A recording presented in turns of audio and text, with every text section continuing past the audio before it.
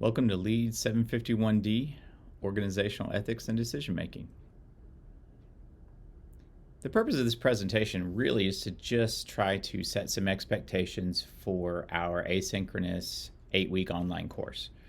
And I like to try to be efficient in these presentations as much as possible for me anyway. And so that's why I kind of fall back on those time-honored journalistic questions of who, what, where, when, why, how, all that kind of stuff, just simply to give you a sense of who I am, how that has influenced the development of the course, and that's also kind of the why of why we're doing all of that we are, and then really kind of button up the conversation with looking at the logistics of the class, because 8 weeks is very quick. It goes by very quickly, and we need to make sure that we're kind of all on the same page moving forward. And that's really kind of the overall goal for what this presentation is. The what of everything is embodied in the title: organizational ethics and decision making.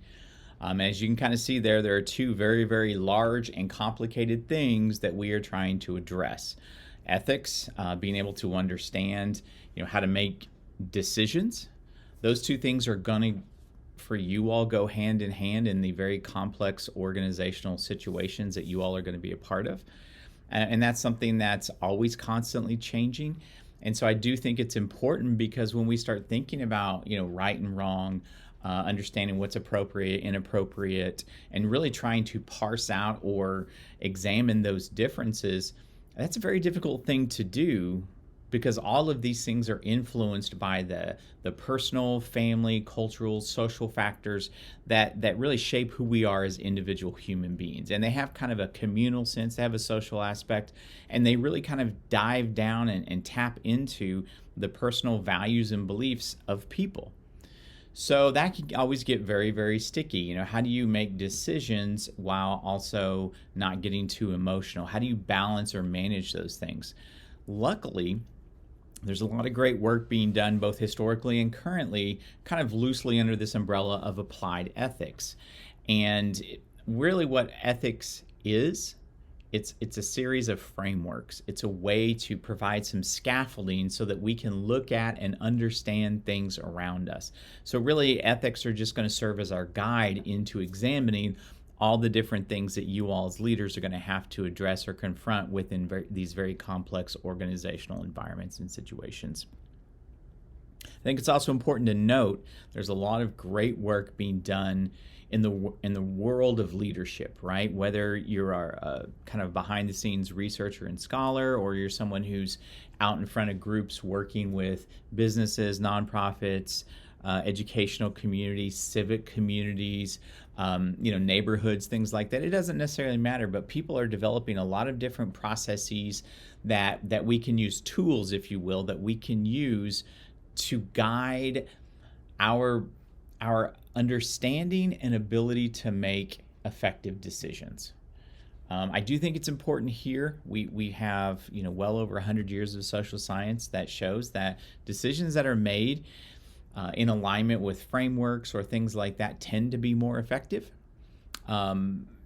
Decisions probably should not be solely made with just your gut or your instinct, right? It needs to be undergirded by something else, because if you are making all of these decisions which have, and I'm talking about not in your personal life, but in an organizational context, right? And if you're making these decisions that are going to impact a large number of people, then we as leaders have a responsibility to ensure that the way we arrive at these decisions is something that's replicable and transparent.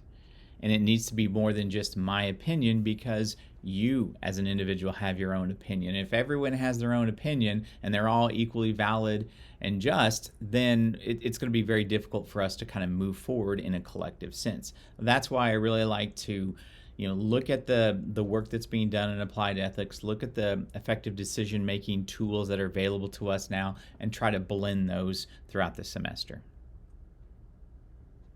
The who, if we're kind of going back to those journalistic questions, my name is Mark Vermillion.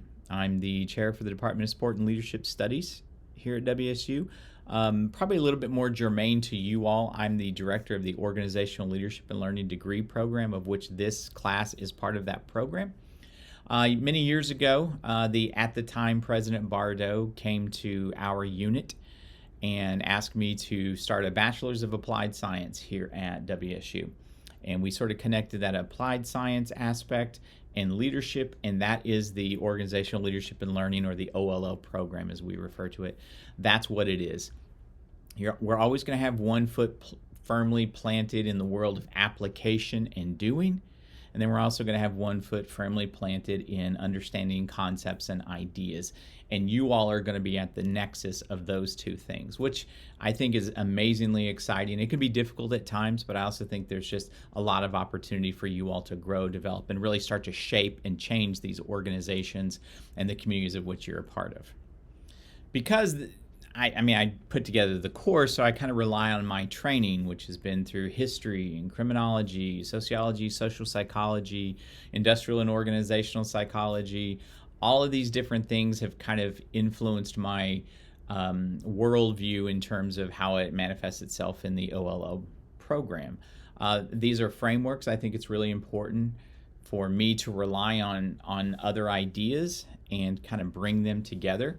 I've been lucky enough to have a professional background prior to, slowly working my way to higher education that involved individuals from a variety of different institutional settings and arrangements, whether it's, individuals that worked in law enforcement and FBI, Department of Defense, working with public administration professionals, being able to see how educational leaders or community and civic engagement minded leaders were evolving the people that they work with. I've been lucky enough to work with very large businesses and organizations that have well integrated HR departments that do a lot of leadership and training development. But then we also see small entrepreneurial communities that really lean into this idea of learning, and all of those experiences have influenced me, and I try to bring entree to those ideas in this particular class. As you can probably kind of see when I was talking about on the last slide there, I really am a huge fan of combining different ideas, concepts, frameworks, guides, whatever you want to use to kind of solidify that in your mind, because people are, as human beings, are exceedingly complicated. And then when you get lots of people in organizations that are embedded in municipal or county or state or federal guidelines and statutes and things, all of a sudden now all these environments and these organizations in which we're working are exceedingly complex. It stands to reason that the problems that we are going to be facing and confronting are going to be very complex.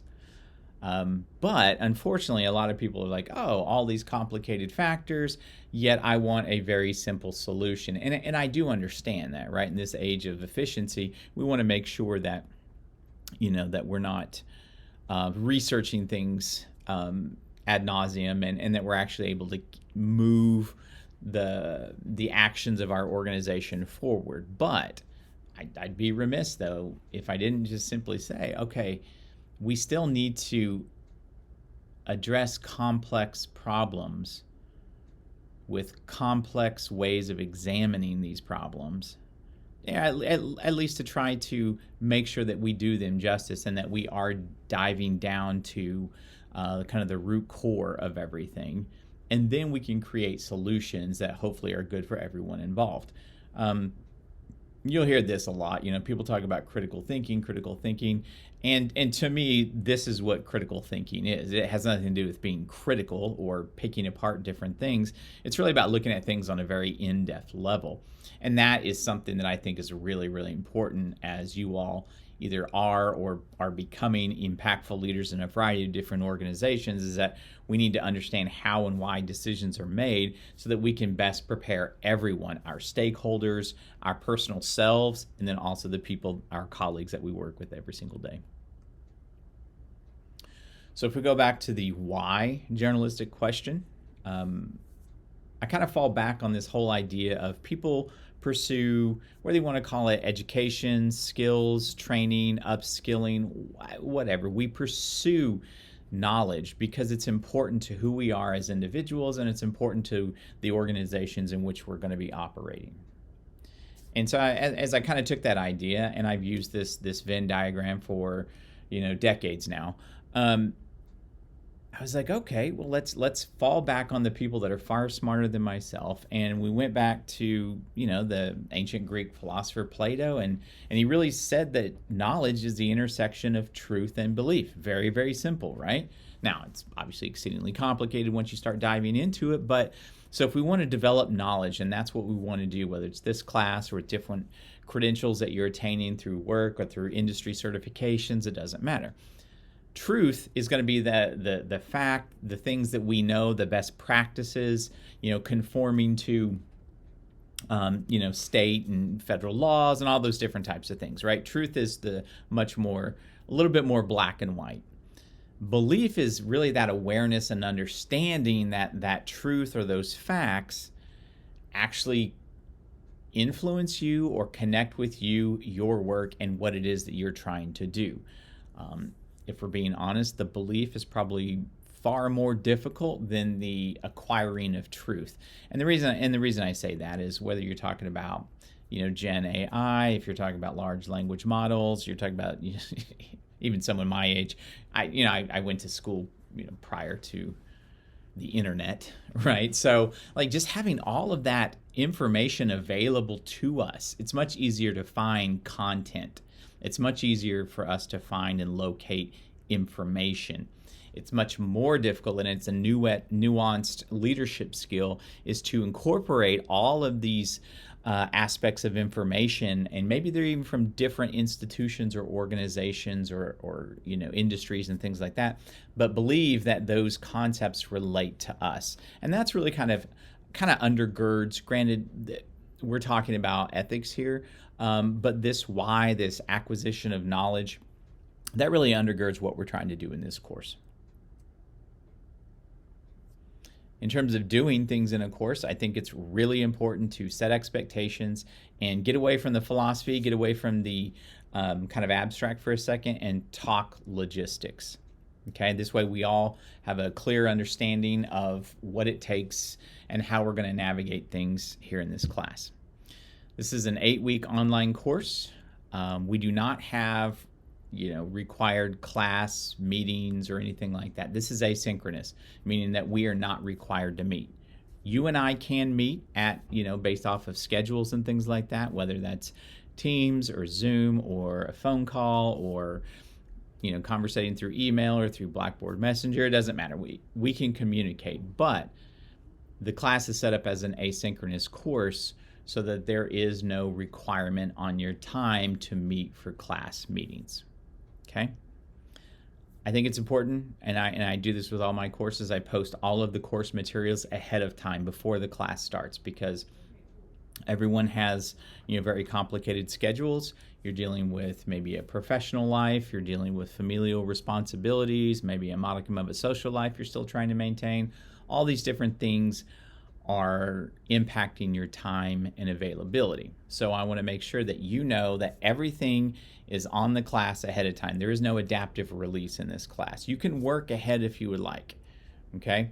Now, I do structure due dates throughout the course, just simply so people don't get behind. I found in my years of doing this that if everything in the class is due on the last day of the class, people are not very successful. So I do have kind of little mile markers throughout the abbreviated semester of 8 weeks where you have to turn things in. So please make sure you're looking at the syllabus and the course schedule to really find out when those due dates and deadlines are. I should also note, I do not use the calendar function on Blackboard. Okay, so when it comes to seeing when things are due, again, make sure you look at the syllabus or the course schedule, which is posted in that content area on the main page of Blackboard. Also, just as a reminder, there is no textbook for this class. Textbooks are wonderful things. They're great resources. I've never found a textbook that really satisfies what I want to accomplish in all of my courses, so I just don't use them. And everything that I require of you for either exams or just building your own knowledge base or for the assignments, it's all posted on the Blackboard shell. If there are additional readings that I would like you to do, or that you can, just have if they're kind of optional or whatever, I tend to hyperlink those within the slideshows. Okay, so that way you have access to those. I should also note that I compose everything when I put all my notes and things like that. I do it in Google Slides, and then I download it to PowerPoint for posting on the Blackboard shell. So as you want to click on different hyperlinks, usually in PowerPoint it helps if you're in presentation mode, and then you just hover with your mouse over that that hyperlink, and then it'll take you to it. I try to write, since there is no textbook and there's no required articles and things like that, I tend to write these slides as sort of small pages in a very, very small textbook. And I do that just for clarity, just again, so that you know what point I'm trying to get across. All exam questions are going to be drawn from course notes, and assignments are going to be supporting. Usually they're forms of application of whatever concepts were talked about in the notes. Finally, here at WSU, we have what's called the Student Early Alert System, SEAS reporting.